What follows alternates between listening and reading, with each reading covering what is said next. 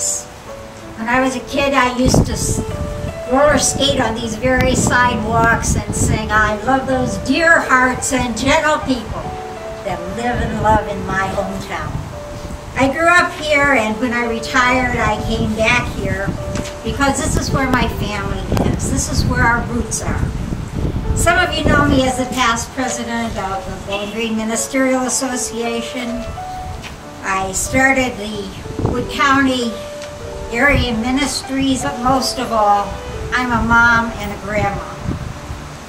And that's why I believe in family values. I'd like to tell you a true story from my life.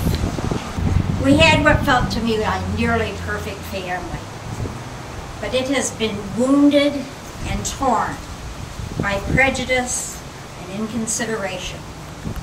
You see, my husband was transgendered.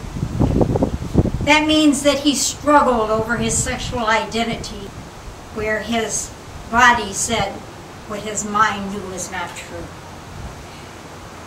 And many times he considered suicide rather than dealing with the hate and prejudice of others. He knew he was a woman, and we decided together that he should have the operation to become fully himself. He left the ministry and took a job as a well driller, but he was a multi-talented person, as many of the people in this town knew. However, when she was asked by her boss what the reason for her leaving the ministry was, she told the truth and was fired immediately. No one would hire her, even though jobs were plentiful in that place.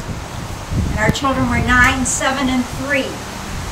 We were fortunate to have a tiny 18 by 20 summer place to live. And I thank God that the church would bring over baskets of food and leave on our porch, anonymously. Finally found work at a less than minimum salary. My children were ridiculed and beaten at school, and I always wondered why people could do that to us. Tamala eventually became so fearful that she stayed away from people entirely and depended on me alone for everything.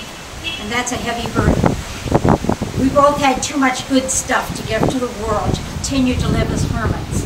And so our family split up rather than try to deal with what we were going through. We are Christians know that God is a God of resurrection and new life. And eventually Tamala, living as a woman, became a part of society again, teaching Christian art in the Evangelical Seminary of Nicaragua, leading Indian lore and arts and crafts at the church camp in Maine, even pastoring a small church in Massachusetts.